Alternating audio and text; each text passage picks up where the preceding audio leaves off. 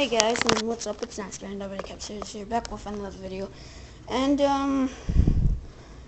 we actually had some snow squalls yesterday, which came in, and you may be wondering that it's Wednesday and I'm supposed to be at school, but instead of going to school today, I'm staying home due to the snow we got here. Looking at the snow, we got a lot of snow. We've been having snow squalls for the past few days, and the snow squalls supposed to continue, and yeah, so the wind was blowing so hard last night that I was like, oh my gosh, this is frequent. I think we're gonna have a day off to school. And so yeah, that's all I gotta say. Thanks for watching, and I'll see you guys later. See you guys.